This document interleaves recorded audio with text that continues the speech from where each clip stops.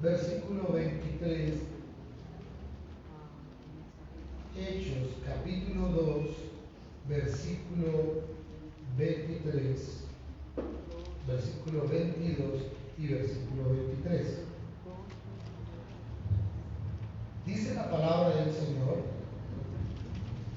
varones israelitas, oíd estas palabras.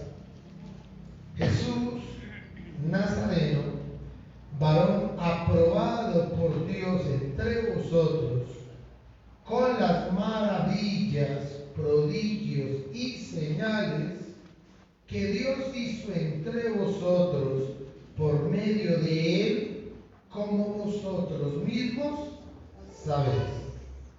A este entregado por el determinado consejo y anticipado conocimiento de Dios, ¿qué dice la palabra? Prendisteis y matasteis por manos de inicuos, crucificándole. Amén. Señor Dios Todopoderoso, en esta mañana damos a ti toda la gloria, toda la honra, toda la majestad, reconociendo que tú eres el Dios bendito, el Dios eterno, el Dios que es y que siempre será. Señor, te pedimos que en esta mañana tú seas bendiciendo la palabra, que ese alimento, Señor del cielo, que refresca nuestra vida, nuestra alma, nuestro corazón, Señor, sea ese alimento que perdure para salvación y vida eterna en nuestros corazones. Señor, te damos gracias porque tenemos un lugar donde congregarnos, porque tenemos un lugar donde escuchar, aprender y atender las Sagradas Escrituras. Señor, te amamos. Te pedimos desde el cielo que coloques en nosotros el querer como el hacer, que nuestra voluntad, que nuestra disciplina, Señor, que nuestra atención esté puesta en la palabra tuya, en el nombre de Cristo Jesús. Amén, amén y amén. Amén. Esta es una porción de la Escritura. Hemos venido hablando ya de algunos meses en la congregación. Un tema asociado a la providencia, que son los recursos, la manera, el diseño, la organización, las herramientas que Dios utiliza para ejecutar su obra y para bendecir a su pueblo, que no dejan de ser, a pesar de que no lo logramos comprender, que parecen hilos imaginarios, pero es la mano de Dios moviendo todo el universo, toda la dinámica para bendecir a su pueblo. Nosotros realmente no es que tengamos buena suerte, porque la mayoría de personas tienen cosas en la vida y algunos es que es la buena suerte, pero la mayoría de cosas que recibe el Hijo de Dios no es por la buena suerte. La mayoría de todas las cosas que recibe el Hijo de Dios como bendición vienen del cielo. Dios abriendo puertas, Dios cerrando puertas, pero lo que nosotros recibimos viene de la mano poderosa de nuestro Dios. El cuidado meticuloso de un Dios que no duerme, de un Dios que no descansa, de un Dios que es inmutable, que Él no cambia por las múltiples facciones o polarismos que hay dentro de su corazón, porque muchos de nosotros sí somos condicionados para amar. Esos muchachos van preparando todas esas mamacitas que ahorita tienen que ir a recibir boletines en diciembre, y lo verán que se dan cuenta que el amor de muchos de ustedes va a bajar y va a reducirse. Y muchos del amor de ustedes va a terminar convirtiéndose en una rabia terrible por esos muchachos pierde materias, que yo no quiero que les pasa ahora. ¿Sí? Y cuando uno le pregunta a un muchacho, ¿y usted cómo la pasó este año? Uy, maravilloso. Uy, este año ha sido riquísimo. 6 materias perdidas. Pero ahorita ustedes van a saber lo que es amar a sus hijos a través y a pesar del dolor. Entonces, el amor de nuestro Dios es tan completo, que Dios no está ausente. Qué cosa tan compleja poder olvidar una palabra que es la omnipresencia de Dios. Dios está presente en todos los asuntos, en todo el día, en toda la noche. El que cuida de nosotros, el que no duerme, el que permanece. Un Dios que es omnipresente. Pero nosotros olvidamos que Él está presente. Nosotros olvidamos que Él está en el asunto. Nosotros olvidamos que Él viene caminando con nosotros. Nosotros olvidamos que Él ha puesto vallado alrededor de nosotros. Nosotros olvidamos su mano poderosa que nos cuida en todo momento. Nosotros le olvidamos. Nosotros debemos tener presente que Dios camina todos los días. He aquí, yo estoy con vosotros todos los días hasta el fin del mundo. Todos los días.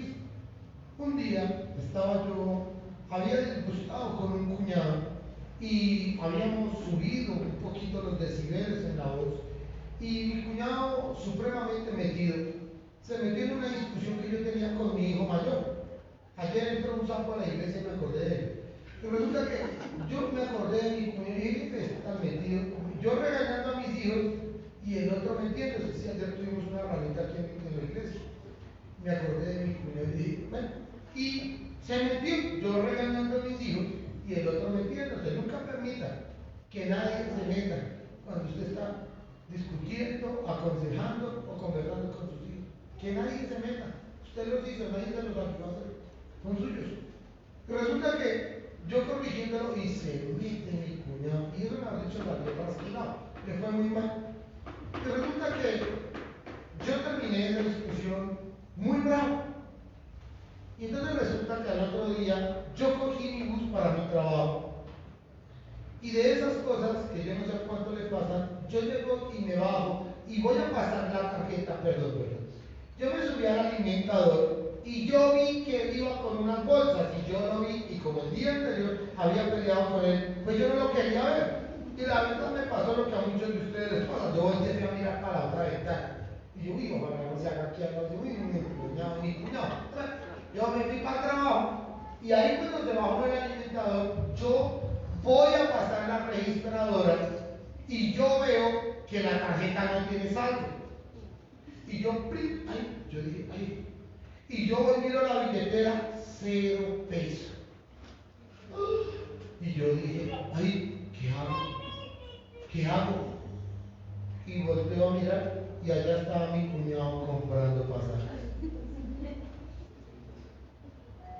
Pues con todo el orgullo y la pena del mundo, me tocó agachar la cabeza y humillarme como el perro del Chavo con el rabo entre las patas. Y lo golpeé en el hombro. Hola, cuñadito. ¿Tú me podrías, por favor? Se me olvidó la luz. Y mi cuñado me dice, claro, por supuesto. De esa desgraciada amabilidad que uno no quiere, de esa amabilidad insoportable que uno no desea. Y me compró el pasajito. Y apenas yo crucé la registradora, yo me sentí tan mal, pues por la noche yo llegué a pedirle perdón a mi cuñado. Pero Dios estaba en el asunto. Porque Él no duerme ni descansa, Él nos cuida. Y no importa si hubiera sido mi cuñado, no importa si hubiera sido un extraño, no importa quién hubiera sido, mi cuñado me hizo el favor. Pero el que no duerme por cuidarme es el eterno Dios del cielo. Él es el que me cuida. Así que Dios mueve toda la maquinaria, mueve todos los instrumentos, todo lo mueve, de tal forma que su propósito se cumpla por amor a nosotros. En esta porción de la Escritura hay un panorama que quiero que entendamos a través de la providencia, de lo que significa la providencia.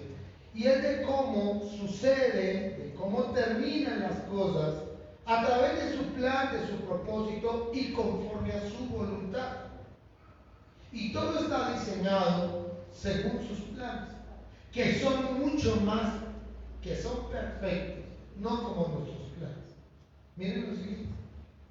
Varones israelitas, dice el 22, oíd estas palabras, Jesús Nazareno, varón aprobado por Dios entre vosotros, con las maravillas y prodigios y señales que Dios hizo entre vosotros por medio de él, como vosotros mismos que sabéis. En esta porción de la escritura está hablando el apóstol Pedro a la multitud, y cuando él habla a la multitud, él no está enseñando algo nuevo como algo que nadie sepa. Realmente él está recordándoles una situación de la que ya muchos se habían enterado. Jesús, para su tiempo, fue un impacto en todas las esferas de Jerusalén, entre ricos y pobres, trabajadores, desempleados, soldados y demás. Jesús logró causar un impacto. El Evangelio logra transmitirse a través de todo el mundo por ese impacto.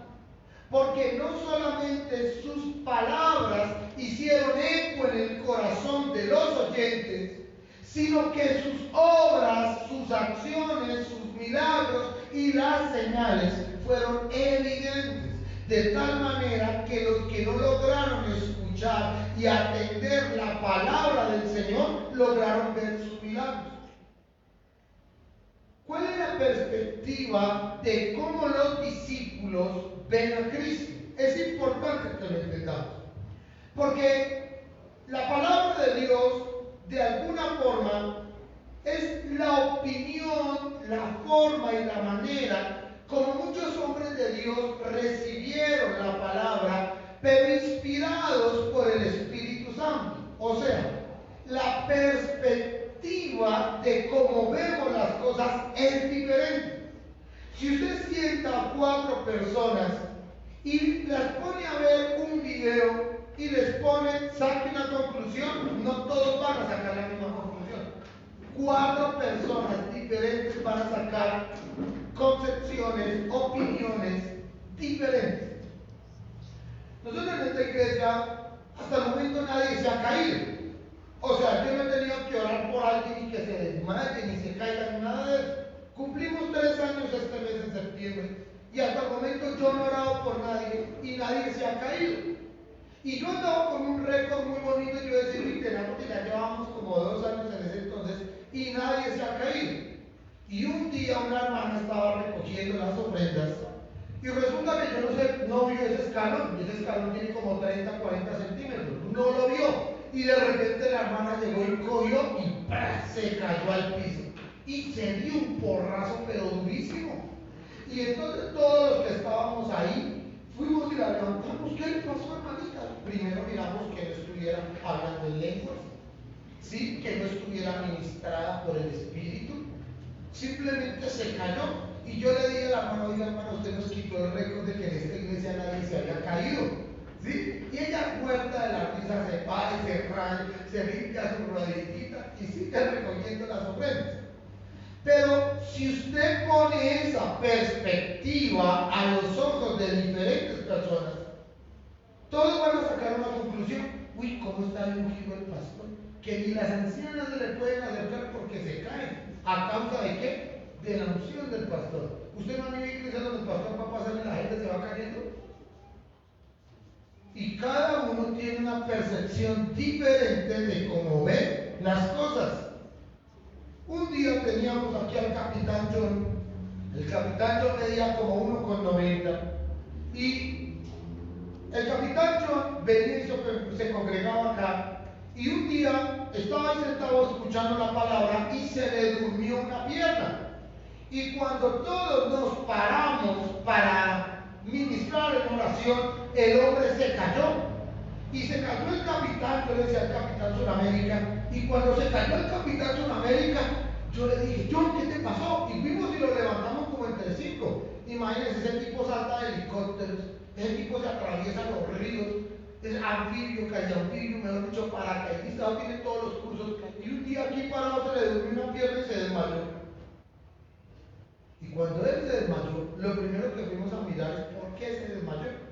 De pronto miramos si estaba orando, si a causa de la unción del pastor se desmayó el capitán Suramérica. Nosotros no sabíamos qué había pasado. Y cuando él se sobaba y se sobaba la pierna, le dije, ¿yo qué le pasó? Me dijo, se me durmió en la pierna. Pero como ese hombre era tan alto que lo veía todo el mundo por allá atrás, se hacía allá adelante y no dejaba ver a nadie. Y cuando se cayó, todo el mundo empezó a preguntarse por qué se cayó el capitán Suramérica.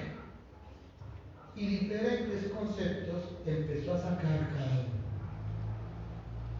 Yo fui más beneficiado porque decía que yo tenía unción y ni los capitanes se me resistían. Yo vi el más favorecido con la caída de ese hombre. Me gané una mamá que yo no la veo. Y todos daban una opinión diferente de las acciones y de los hechos. La palabra de Dios es esa percepción de cómo lo vio Mateo, el publicano, de cómo lo vio Marcos, el discípulo amado de Pedro, de cómo lo vio Lucas, el historiador, discípulo del apóstol Pablo, de cómo lo vio Juan, el discípulo amado. Cada evangelio es la percepción de cómo vieron las cosas, pero sin embargo el Espíritu Santo las inspiró. Cuando la palabra de Dios está llegando aquí al libro de los Hechos, capítulo 2, es importante que entendamos la percepción que tienen los discípulos con respecto de la crucifixión de nuestro amado Salvador. ¿Por qué? Porque para la Virgen María, la crucifixión de Cristo no es la crucifixión de su Salvador.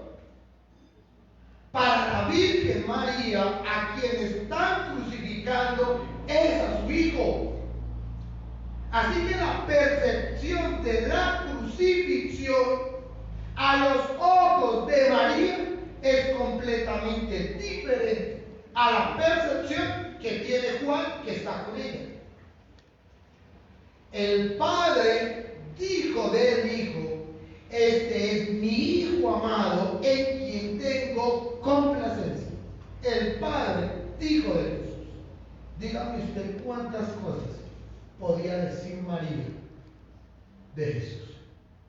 Si Dios es omnipresente, si Dios es omnipotente y si Dios es omnisciente, lo mismo que veía el Padre de los cielos era lo mismo que veía la Virgen María. La misma concepción de amor que tenía el Padre lo tenía la Virgen María por su amado Hijo. Así que al que está crucificando, para María no era tanto el Salvador, sino que era su Hijo. El dolor no era el mismo. María un día le dice a Jesús: Jesús, se acabaron las tinajas, no hay vino. Y Jesús le dijo: mami, pero todavía no es mi tiempo. Y María le dijo: sí, yo sé que no es su tiempo, pero se acabó el vino, me hace un favor y llena esas tinajas de vino. Eso es lo que dice la historia. Y Jesús, obedientemente, aunque no era su tiempo, hizo que hubiera vino en las tinajas. Esa era la relación de Jesús con María, una relación de obediencia. Así que esa relación es una relación de amor. Un día está la Virgencita María con José, y como ellos se amaban tanto, les voy a decir por qué yo sé que ellos se amaban. Fueron a Jerusalén 3 días y luego se fueron para su casa. Y como andaban enamorados, tanto María de José como José de María, se les olvidó Jesús. Y Jesús tenía 12 años. ¿Usted cómo me explica que a los 3 días de camino la Virgen María se dio cuenta que le hacía falta a Jesús? Porque sus ojitos estaban ¿dónde? Con José. ¿Y dónde estaban los ojitos de José? Con María. Y no se les olvidó casi nada. Jesús. Y María dice: se devuelve para Jerusalén. ¿Y dónde encuentra a Jesús? ¿En cuál cancha de fútbol?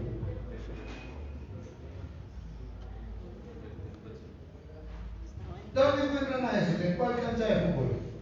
Estaba en el templo. ¿Y qué hacía en el templo? Estaba predicando, compartiendo con los sacerdotes y doctores de la ley, y todos sorprendidos de lo que Jesús decía. Y llegó María: es que tú no tienes compasión de nosotros, le dijo María, le reclamó a Jesús, porque su mamá viene 3 días, a uno le pierde un niño. A mí un día se me perdió un hijo en agosto, mes de las cometas, en el Parque del Tunal. Yo volando cometa, y ese niño como unos 6 años. Y yo le dije: hijo, él estaba entrenando bicicleta. Y yo le dije: corra usted aquí para allá. Y yo corro aquí para allá y nos vemos en esa biblioteca como 2 kilómetros. Y hagan usted con su entretenimiento de bicicleta y yo me voy corriendo y nos vemos allá. ¿Entendió?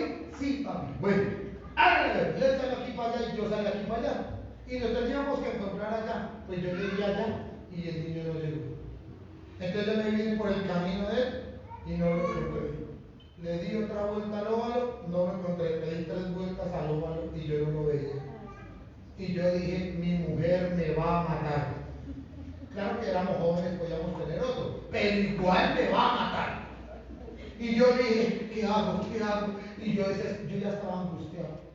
Y cuando yo de repente me calmo, tranquilizo, oro y le dije: Señor, ese niño tiene un plan, un propósito, que no se me pierda, Señor. Yo no quiero salir en noticias, Señor, y mucho menos porque perdí un hijo. No me vaya a ser famoso por esa causa, Señor. Cuando yo estoy orando, yo levanto mi mirada y a 800 metros en línea recta veo un niño llorando. Y yo salto, corro, llego, pim, pim, pim, llegué. El niño se me había perdido casi 1 hora. Cuando yo llegué, el niño tenía los ojos así. Y cuando él me vio a la distancia, nunca me olvidan sus palabras. Me dijo: papi, ¿por qué te escondiste? Que yo iba a jugar con las escondidas. Lo abracé, lo dije: hay días que me saco una piedra y digo: ¿por qué lo encontré? Pero, Dios mío. Pero yo digo: Señor, y yo encontré el peladito. A la Virgen María se me perdió 3 días, Jesús. Yo caí en infarto, 1 hora con mi hijo perdido. Y la Virgen María tenía 3 días de perdido a Jesús. Y cuando llega y lo ve, Jesús, y Jesús hermoso, porque ese era Jesús hermoso. Que no, Jesús nunca tuvieron que utilizar una chancleta para corregirlo. No, ni un consejo yo creo que tocó a Jesús. Yo creo que Jesús nunca tuvo que perder una materia, fue hermoso. Y Jesús contenta con su hijo, pero él lo refundió. Podrá tener muchas cualidades de la Virgen María, pero se lo refundió Jesús.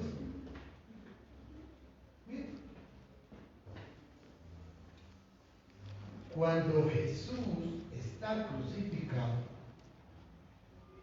María no está viendo a su Salvador. María está viendo a su hijo amado. Y no está sintiendo dolor de discípulo, está sintiendo dolor de madre. Así que la percepción del Evangelio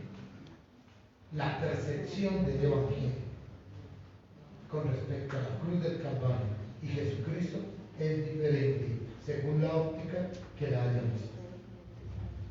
Digan ustedes cuál sería la óptica que tenían aquellos que gritaron: liberen a Barrabás.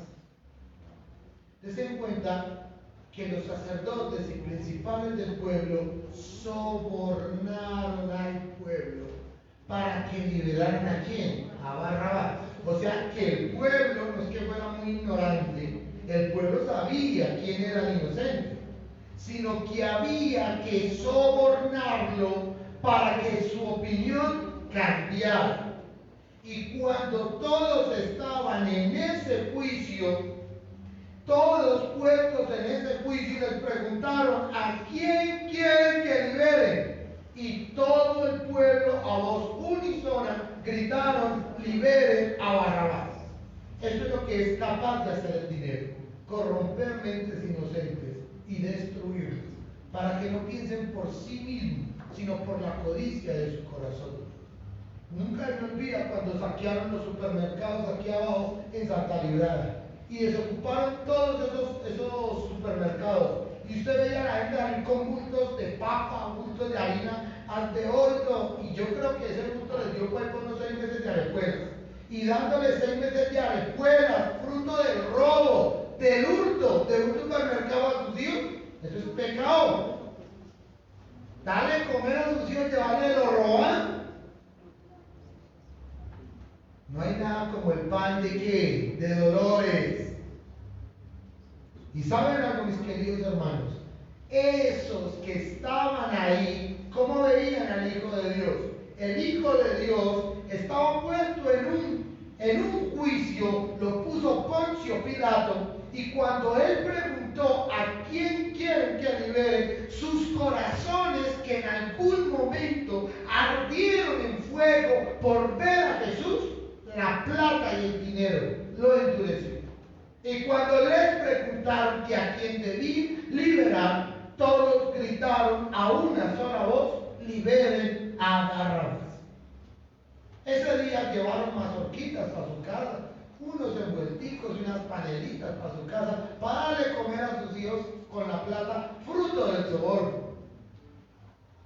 Pero si la palabra es palabra, y Jesús murió y resucitó al tercer día, y está sentado a la diestra del Padre, y si es cierto que está estipulado que todas las personas mueran una sola vez y después del juicio, todos, y si es cierta la palabra que dice que un día sus enemigos estarán al estrado de sus pies, un día todos los que gritaron liberen a Barrabás estuvieron en el juicio. Y puesto en el juicio, ahí sí nos puso a cantar Jesús. ¿A quién fue que pidieron que liberaran? Y ahí sí no cantó nadie. Porque lo que ellos ya sabían, que ese era un inocente, solo lo pudieron corroborar cuando él, sentado en el trono de justicia, los juzgó a todos. El problema de cambiar a Jesús por la plata. Ahí está el problema de los que cambian a Jesús por el dinero. Los que cambian a Jesús por cualquier actividad. Los que cambian a Jesús por una bobada, que es que uno dice que si fuera que se fueran para Dubái a ver un partido de Camerún, Inglaterra, allá en Dubái, nos vamos ahorita para el Mundial. O que uno dijera, oiga, cambiaron al Señor por un plan, una cosa así exclusiva. Lo cambian por una bobada. Y dejan de congregarse por una bobada. Que uno queda aterrado. Normalmente porque uno vuelve a la iglesia, oye, le dicen a uno unas cosas que uno no cree. Que uno dijera, no, me llamaron para el ejército y estoy para el Sinaí. Uno dice, entendible. No, que es que me fui a vivir para el norte. Y uno dice, entendible. Que es que con todos los trancones, entendible. Pero acá los únicos trancones que llaman son los trancones de gobierno. Ahí está la muestra de cuando nosotros cambiamos a Jesús por cualquier cosa. ¿Y sabe qué dice la Escritura? El que me negare a mí delante de los hombres, ¿qué? ¿Qué dice la palabra? Un día yo le negaré, ¿dónde?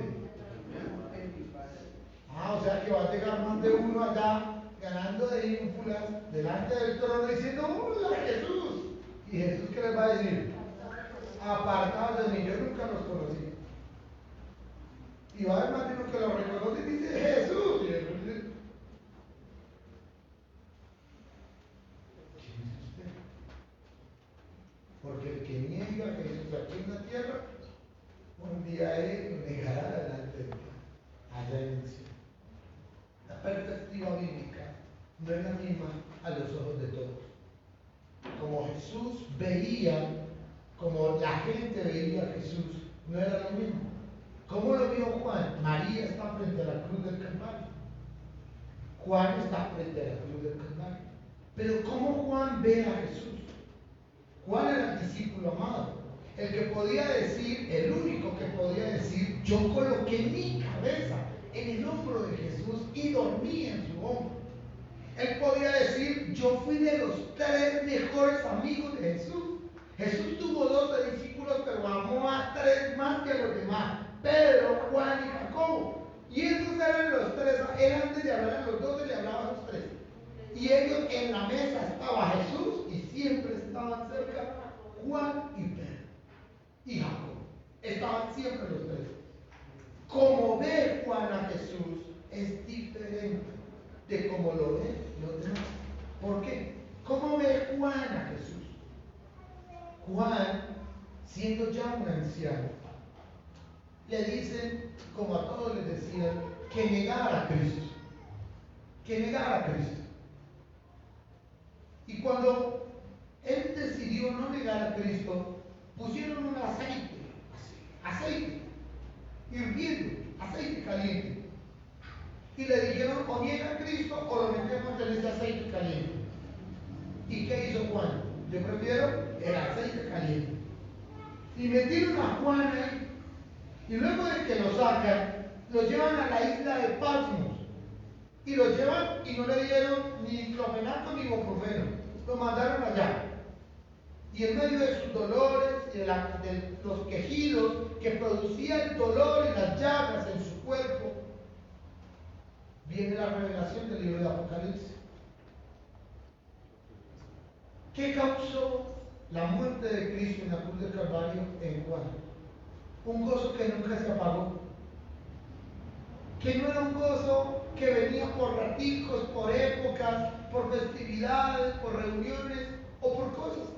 El amor que había en el corazón de Juan, dice que cuando él escribió el Apocalipsis tenía como 90 años. Ya era un anciano.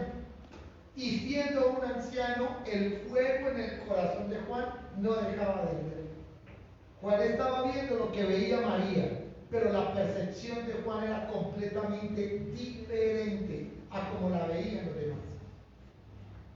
Juan vio a Jesús de una forma especial. Dice Job, de oídas te había oído, mas ahora mis ojos te ven. Y Juan no solo vio, no solo escuchó, sino que también creyó. Porque hay muchos que ven y no creen. Y hay muchos que oyen y no creen. Pero este vio, escuchó, comió y en su corazón creyó. Y fue tanta la llama que ardió en su corazón, que no importaba el método de tortura al que lo sometieran. Con Cristo estoy juntamente crucificado. Y ya no vivo yo, mas Cristo vive en mí. Y lo que ahora vivo en la carne, lo vivo en la fe del Hijo de Dios, el cual me amó y se entregó a sí mismo por mí. No eran meras palabras. La semana antepasada escuché un testimonio de una mujer que su marido empezó la economía a fraguar. Y cuando fue le dijo a su esposa que su economía estaba fraguando, su esposa le dijo, Jehová Jireh, Dios proveerá. Y entonces él se quedó, él estaba esperando una respuesta más de la tierra, de acá de nosotros. Y le comentó y le dijo, tranquilo, Dios proveerá. Y el marido se quedó mirándola y dijo, bueno, sí, Dios proveerá. Pero esa semana le fue terrible. Y al fin de semana le fue peor. Y al lunes a la mujercita se le había acabado el Dios proveerá. ¿Dónde está la plata? ¿Usted qué hace la plata? Pero no sé qué, usted gana todo, usted no qué. Y el otro la miró y dijo, Dios proveerá. ¿Cuál Dios proveerá? Porque para muchos la fe son solo palabras. Porque para muchos la palabra de Dios es solo conocimiento. A muchos se les acaba la fe cuando viene la prueba. Y muchos tienen vocabulario evangélico, pero no tienen el corazón de un cristiano. Muchos tienen prácticas evangélicas, pero no tienen el corazón de un cristiano. Este pueblo de labios me honra, Pero su corazón, ¿qué? Está lejos de mí. Vocabulario cristiano, pero no tiene un corazón de cristiano. Sus palabras bonitas y adornadas de que Jesús vive, solo viven en sus palabras, pero no viven en sus acciones. Porque hay mucha gente que dice que sí, que sí, que sí, que sí. Y cuando usted adentra en sus corazones, niegan a Cristo con sus acciones. Porque son solo palabras. Pero el fuego que ardía en el corazón de Juan lo hacía llegar hasta la misma muerte por amor a Cristo sin negarlo. Es la percepción de cómo recibían los discípulos la fe del Señor. Pedro, ¿cómo la recibió? Un día Pedro está delante de Jesús y Jesús les confiesa lo que va a pasar. Y Pedro dice, si a mí me es posible, yo no lo permitiría. Y Jesús le dijo, apártate de mí, Satanás. Le dijo al Pedro, porque en sus palabras, que parecían muy bonitas, que sus palabras parecían ay, tan bonitas, las palabras que a uno tanto le gusta escuchar, palabras y palabras y palabras bonitas. Pero Jesús, que conocía el corazón del Pedro, dijo, ay, Pedro, no se desgaste, usted me va a negar 3 veces. ¿Yo? Así me toque irme a matar con el que sea. Y Jesús, que lo conocía. Y Jesús, llamando al mismo Pedro, Satanás, pero el corazón de Pedro no se desanimó. Bueno, luego lo negó, pero no se desanimó.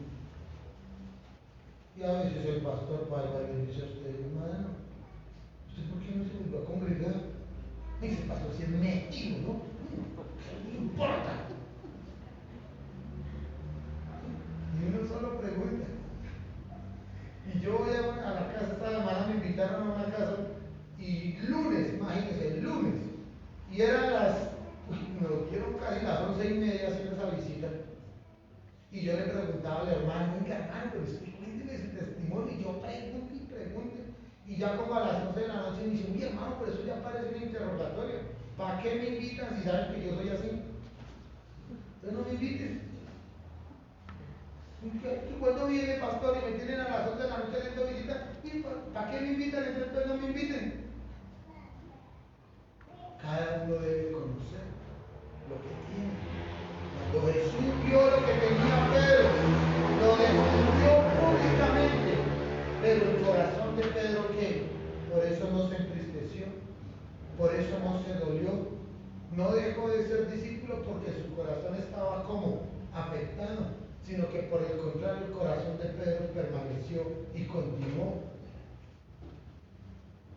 Zaqueo, ¿quién era Zaqueo? Un hombre chiquito, enano pero ladrón.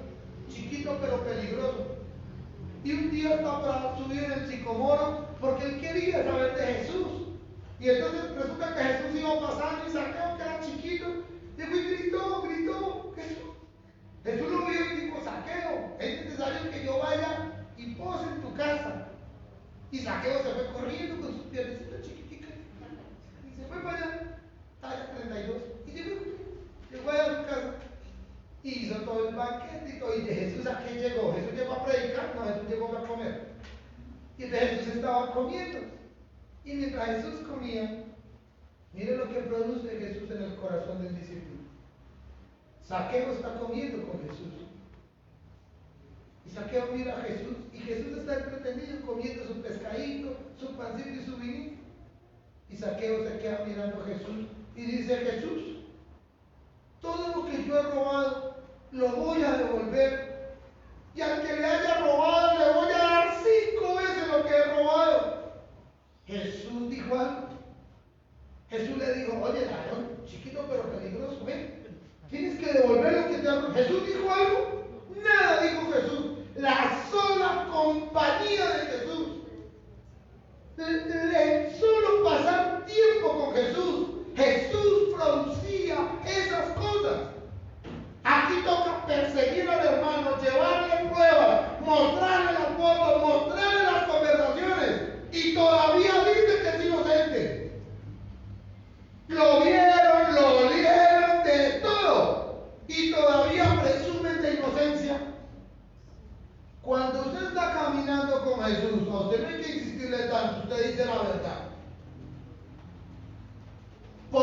cristianos mentirosos.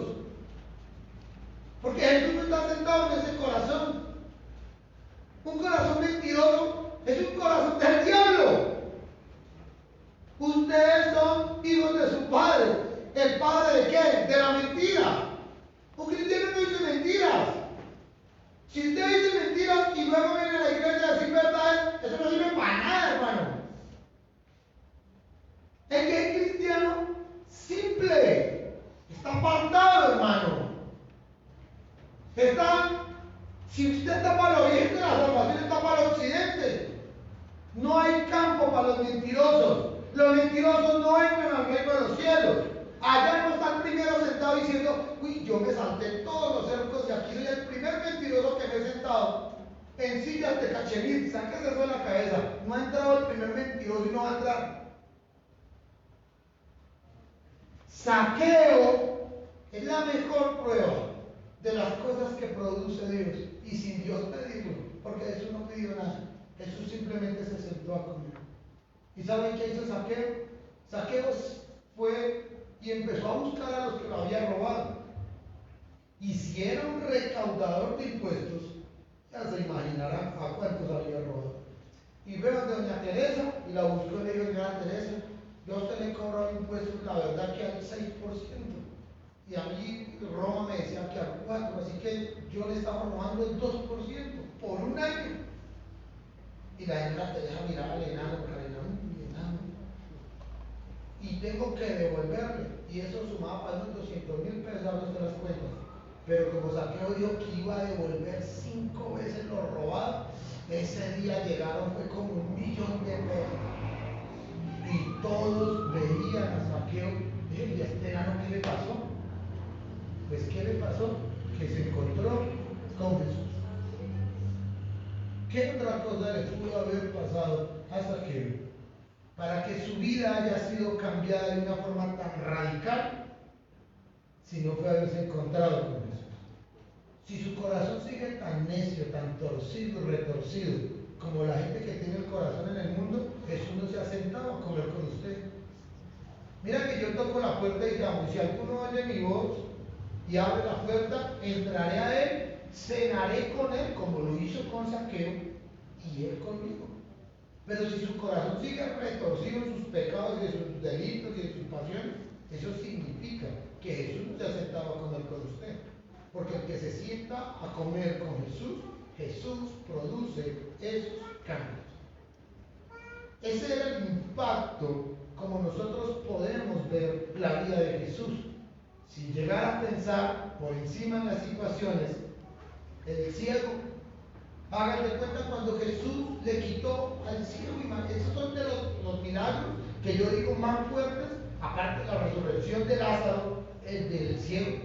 Una persona que nunca ha visto un color, que no sabe qué es amarillo, qué es verde, qué es rosado, que no sabe la forma del círculo, el cuadrado, el triángulo, que no conoce la distancia entre 1 metro, 10 metros, 50 metros o 100 metros. Una persona que no tiene la percepción real de las cosas, sino que con su mente reducida a una imaginación corta, de repente ve. Este es de los mayores milagros que yo veo en la palabra. Y hagan de cuenta que Jesús sanó a un ciego.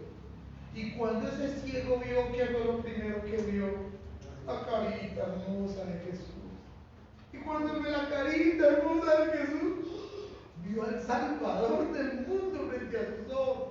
La mayor de todas sus alegrías acaba de pasar. ¿Y quién lo hizo? Jesús lo hizo. Jesús vino a eso mismo. Jesús vino, vengan amigos trabajados, los cargados y los cansados, y yo os haré descansar. ¿Qué produjo Jesús en el centurión romano? El centurión vino y le dijo, Jesús, tengo un siervo en mi casa, está que muere. Y el Señor le dijo, déjame ir a tu casa, porque si la comida del publicano era rica, imagínate la comida del centurión. Jesús quería ir no solamente a sanar. Y Jesús dijo, déjame que yo vaya a tu casa. ¿Y qué le dijo el centurión? No, que soy de desorden. Dijo, no, Señor, con solo una palabra tuya, ¿bastará para qué? Para sanarlo. ¿Saben qué producía Jesús? Fe. Caminar con Jesús produce fe, pero no palabras positivas, ni llenas de energía y optimismo. Jesús produce la fe verdadera. Jesús produce la fe en acción, la fe que hace. Jesús produce la fe en la palabra. Y cuando el centurión romano se acercó a Jesús, Jesús le dijo, déjame que yo vaya a tu casa. Le dijo, no, Señor, con solo una palabra tuya bastará para sanar. Cuando el centurión vuelve a su casa y ve al siervo parado haciendo oficio, dice, Jesús tenía mucho para testificar del soldado romano. Y digan de los leprosos que cuando estaban los 10 leprosos, dice la palabra que viéndolos a la distancia, porque ellos a la distancia pidieron en misericordia que Jesús interviniera, dice la Biblia que Jesús solo los miró y quedaron sanos. En esa Jesús ni mete barro en sus oídos, ni escupe al piso, ni le hace, ni pone mano, ni se acuesta encima, ni... En ese momento Jesús con solo ver a los leprosos, lean ese capítulo, con solo verlos produce milagros. Con solo verlos. Dice la palabra que Jesús los vio y con solo verlos fueron sanados. Ese era Jesús.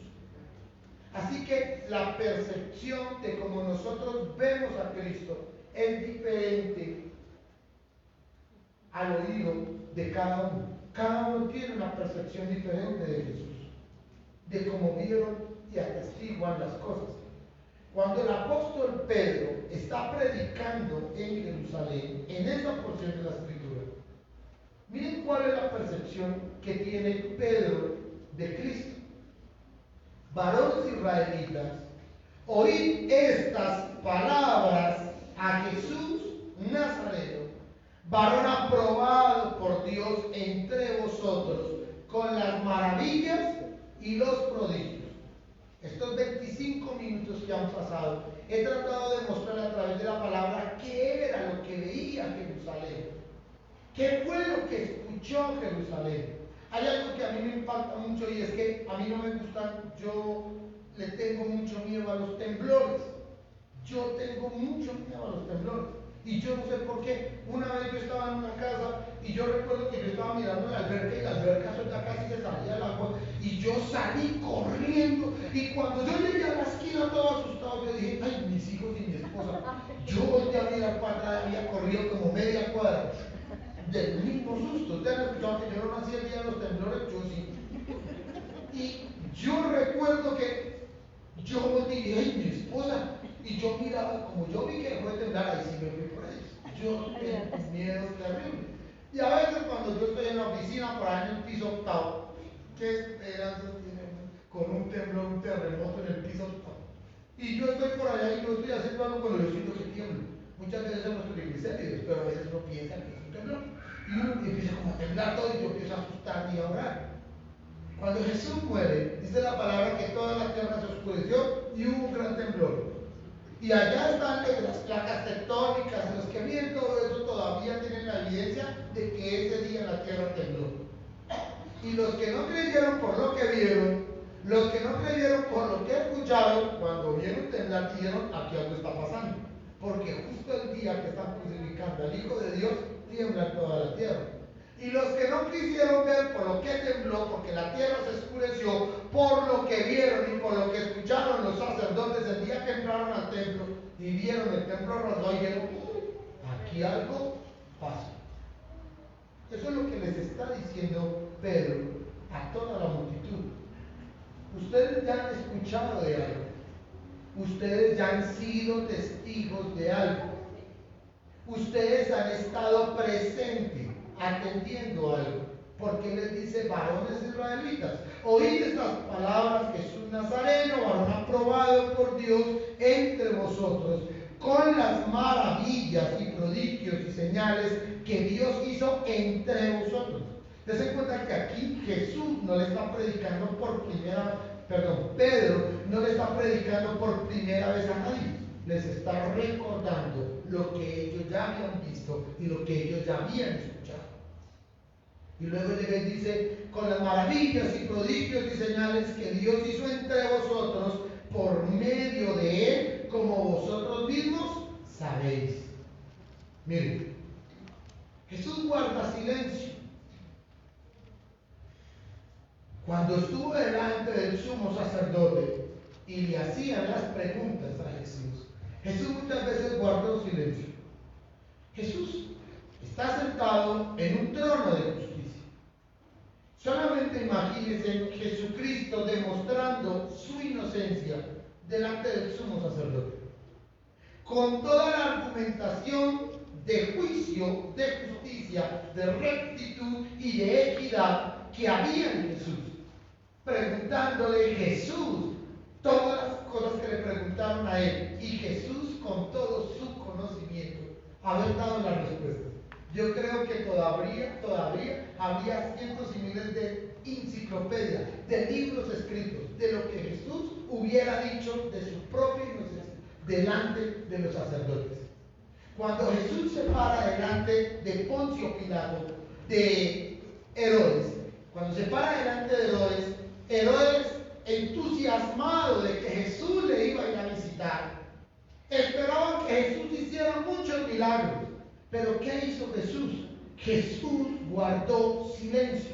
Solamente imagínense cuántas cosas pudo haber aprendido Herodes escuchando a Jesús en la sala de su casa. Cuántas cosas Jesús pudo haberle enseñado a Herodes. Cuántos milagros pudo haber hecho Jesús a los ojos de Herodes. Pero dice la palabra que Jesús, ¿qué hizo? Guardó silencio. Y cuando vino Poncio Pilato a preguntarle a Jesús y le dijo: Jesús, dime cuál es la verdad, qué es la verdad. ¿Qué dice la palabra? Que quién es la verdad. Yo soy el camino, yo soy la verdad y yo soy la vida. Poncio Pilato tenía frente a sus ojos la verdad que él tanto anhelaba saber, pero Jesús guardó silencio. Si Jesús hubiera hablado delante del sumo sacerdote por la justicia que había en su corazón, ¿usted no cree que el sumo sacerdote hubiera detenido el castigo?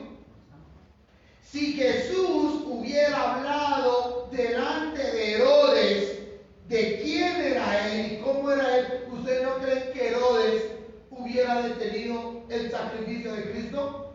Si Poncio Pilato escucha cuál es la verdad de la boca de Jesús, ¿ustedes creen que Poncio Pilato lo hubiera puesto delante de Barrabás para que la gente discutiera quién era el inocente? Si Poncio Pilato hubiera escuchado a Jesús y Jesús le hubiera dado la respuesta que necesitaba Poncio, hubieran evitado que Jesús fuera llevado a la cruz del Calvario, porque con su propia boca se hubiera defendido. Pero el inocente, el Cordero de Dios que quita el pecado del mundo, el inocente que fue llevado delante de sus verdugos y que no abrió su boca, cerró su boca, teniendo todas las palabras de cómo defenderse, por amor a usted y por amor a mí. Guardó silencio, soportó la humillación, el castigo y el peso de todo el sacrificio, sin una palabra más, sin una palabra menos, porque si hubiera dicho algo, el sacrificio de Cristo no se hubiera cumplido. Y guardó silencio, simplemente porque tenía que cumplirse la palabra por amor a usted y por amor a mí. ¿Cuál es la percepción que tenía un discípulo de Cristo? Cuando uno ve un delito, uno tiene que empezar a buscar los autores del delito. Siempre hay un autor material que es el ejecutor de las acciones, el que disparó, el que apuñaló, el que atropelló, el que quemó, el que envenenó y el que hizo lo que quiso. Siempre está el autor material de las acciones, pero siempre hay un autor intelectual. Yo les hago una pregunta. ¿Quién fue el determinador, ¿sí?, de el castigo de Cristo? ¿Quién fue el determinador? ¿Quién fue el determinador? El Padre. Hay que buscar culpables. En un crimen, en un delito, siempre está el campanero, el que cuida en la esquina, que no venga la policía. luego está el que tiene la puerta, vigila y todo, y luego está el que entra. Está el que maneja la moto y está el que dispara atrás. Siempre hay que buscar el culpable. Hay que señalarlo, porque el crimen no es el mismo. Aunque los tres cometieron el crimen, ¿quién fue el que disparó? Juan. Pero el que estaba cuidando la puerta era Enrique. Y el que estaba cuidando que nadie más pasara era Pablo. Eso significa que no todos van a pagar la misma condena. Que tiene más crimen el que lo cometió. Pero detrás hay alguien que lo clarifica. Santo Ovidio. ¿Quién mató a Galán? Santo Ovidio. Pero Santo Ovidio oprimió alguna pistola, alguna disparó. No. Pero él fue quien originó el delito. En lo que pasa con nuestro amado Señor Jesucristo, dice la palabra en el versículo 3, a este entregado, yo le voy a hacer una pregunta. ¿Quién entregó a Cristo? Dios. Judas. Si hay alguien que va a empezar a pagar por esto, se llama Judas. Judas no tenía nada contra Jesús. Judas realmente no odiaba a Jesús. A él lo que le gustaba era la plata. Pero Judas no tenía nada que decir de Jesús. Comió 3 años con él.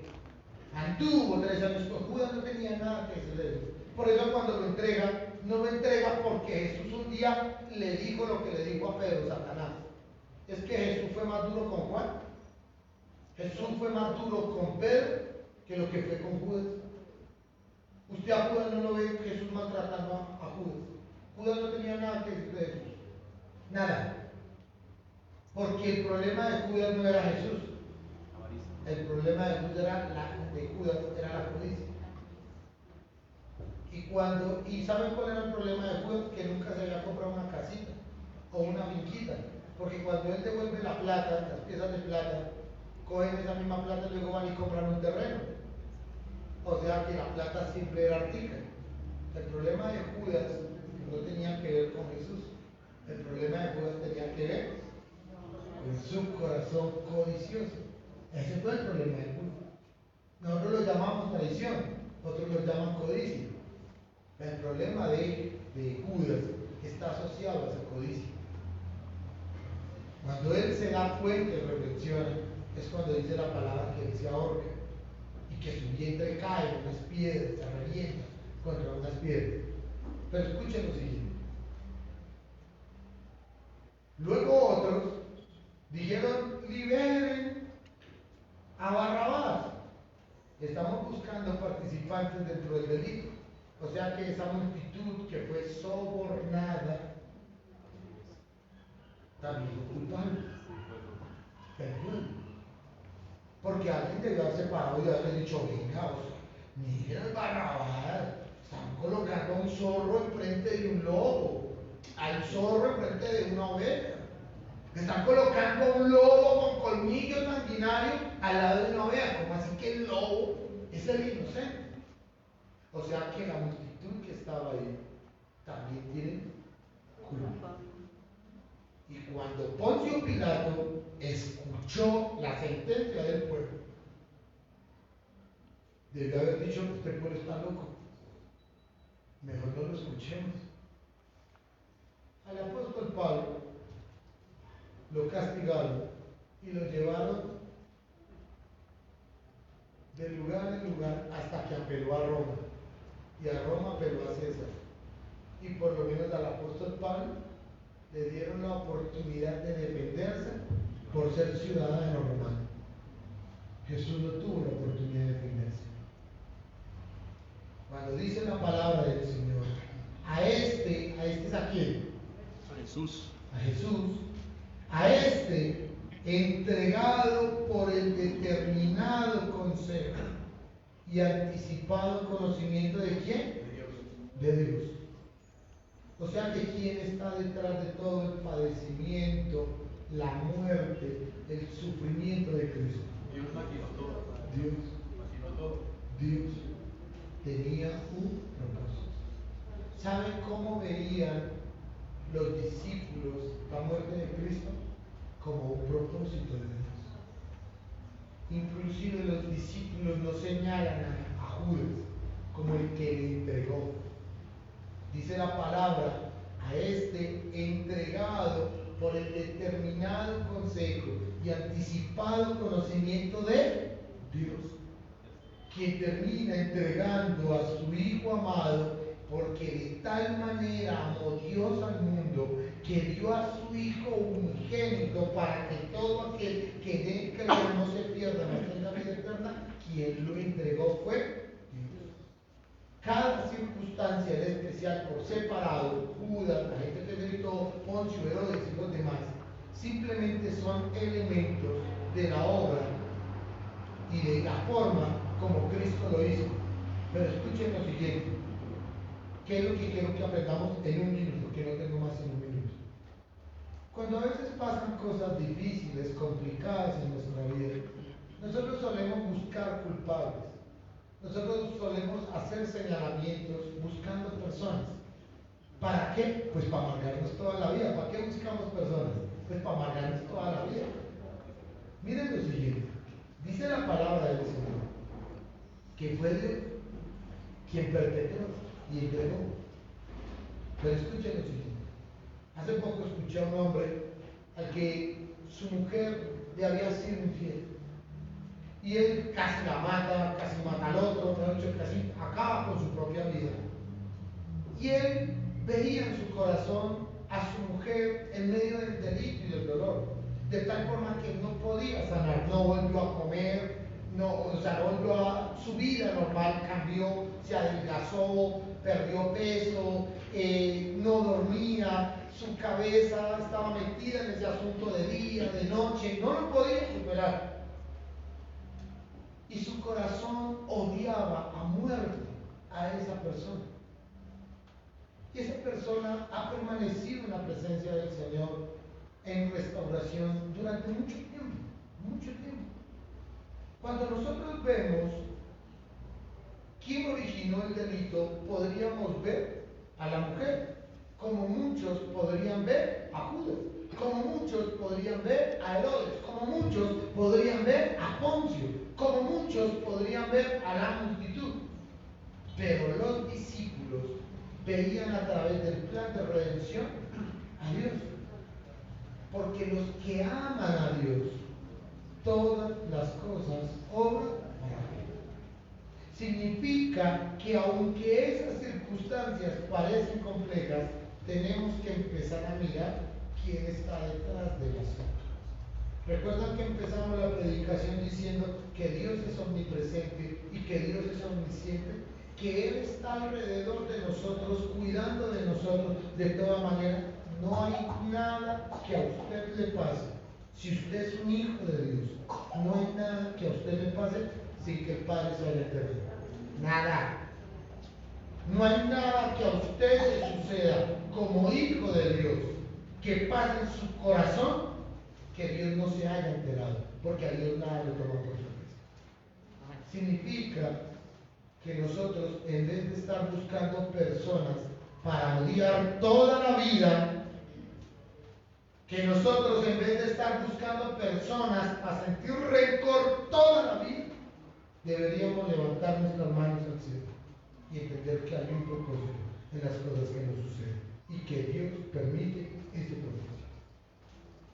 Y si Dios no le negó un centímetro, y si Dios no le negó una gota de sangre a Cristo, y si Dios no negó que Jesús padeciera todo lo que padeció, tengo usted la absoluta seguridad que no nos lo va a negar tampoco nosotros. Y si Cristo lo vivió, nosotros también lo vivimos. Porque dice la palabra que con Cristo estoy juntamente crucificado, lo que significa que yo camino con Cristo, tanto en vida, en gozo, como en dolor y llanto. Pero con Cristo camino todos los días. ¿Cuál es la razón y cuál es el motivo? No busque personas para amargarse toda la vida. Mire cada situación mirando al cielo, dándole gracias a Dios. Dele gracias a Dios y gloria a Dios, aun por las cosas difíciles. ¿Sabe qué trabajó Cristo a través de todo su sufrimiento y de toda la humillación por la cual él tuvo que pasar? Nos trajo salvación y vida eterna. Muchas de las cosas que usted pasa en su vida, que sufre, que padece, angustiosamente están pasando en su vida por un propósito. Glorifique a Dios en medio del proceso, sea duro o sea suave. Mientras nosotros pensamos en el dolor que nos causa una persona o que nos causó una persona, en este momento hay un muchacho reclamando el cuerpo en la morgue, el único pariente que tenía, su nombre. Y aunque las cosas son complejas y difíciles, el eterno Dios del cielo, que sustenta todas las cosas con el poder de su palabra, está cuidando de nosotros, compasiva y amorosamente. Y todo lo hace a través de su providencia. Amén. Por favor, colóquese sobre sus pies, vamos a orar.